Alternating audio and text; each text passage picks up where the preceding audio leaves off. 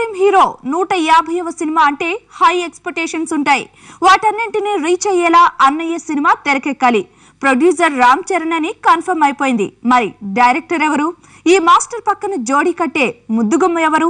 అవన్నీ కాదు, ఇంతకీ ఈ స్టాలిన్ సింగిల్ రోల్లో కనిపిస్తాడా లేక డబుల్ రోల్ తో దడ పుట్టిస్తాడా?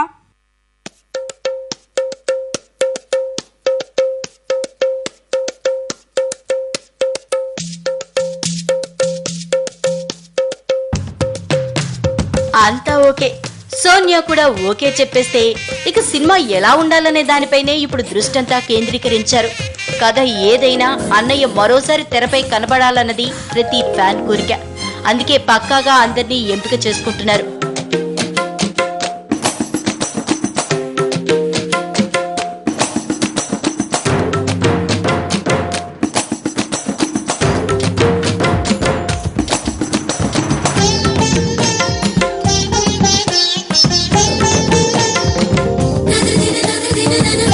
కథ వరకు ఎలా ఉండాలన్న అంశంపై ఇప్పటికే ఓ క్లారిటీ వచ్చేసింది.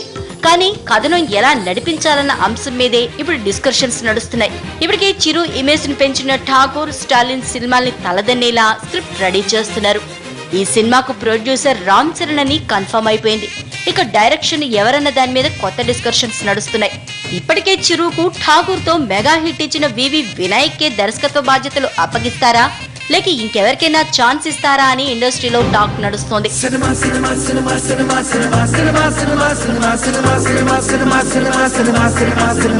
ఇక చరణ్ కు చిరుతో ఫస్ట్ హిట్ ఇచ్చిన మెగా డైరెక్టర్ పూరి జగన్నాథ్. ఇటీవలే పూరి బాలీవుడ్ బిగ్ బి అమితాబ్ తో బుడ్డా హోగా తేరే బాప్ తీసి ఎరగదీశాడు.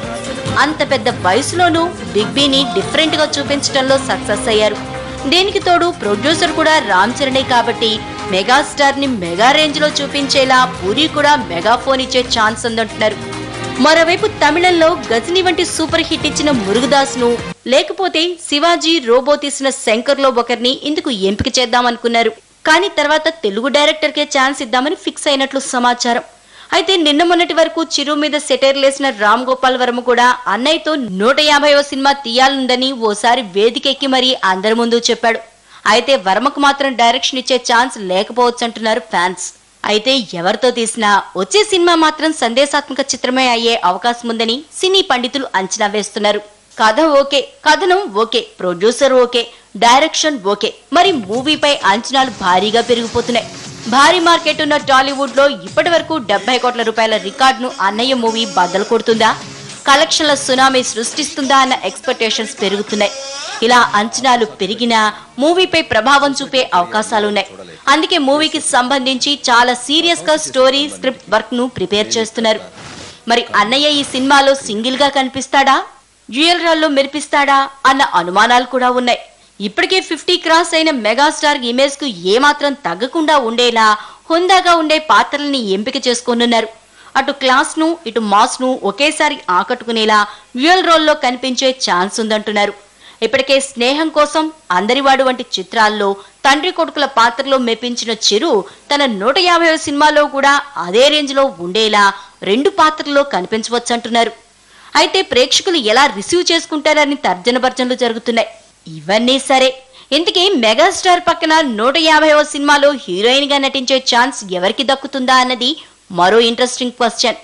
అయితే ఈసారి టాలీవుడ్ తో పాటు బాలీవుడ్ ముద్దుగుమ్మల్ని కూడా ఎంపిక చేసే అవకాశం ఉంది. ఎందుకంటే గతంలో బాలీవుడ్ హీరోయిన్లతో నటించిన ఇంద్ర, శంకర్ దాదా జిందాబాద్ వంటి సినిమాలు సూపర్ హిట్ అయ్యాయి. అదేవిధంగా ఈసారి అన్నయ్య పక్కన నటించేది దీపికా పదుకోనే, కరీనా, విద్యా బాలన్ ఎవరైనా కావచ్చు. అయితే ఇక్కడ గ్లామర్ మాత్రమే కాకుండా నటనకు అవకాశం ఉన్న వాళ్ళని తీసుకోవాలంటే నయనతార, అనుష్కలకు ఛాన్స్ వచ్చే అవకాశం ఉంది. అంతా ఓకే, అన్నయ్య ఓకే, ఇక మిగిలిన ఈక్వేషన్లు ఓకే అయ్యి సోనియా గాంధీ కూడా పచ్చజెండా ఊపితే అన్నయ్య సినిమా షూటింగ్ స్టార్ట్ అయిపోతుంది. ఫ్యాన్స్ కూడా కావాల్సిందే.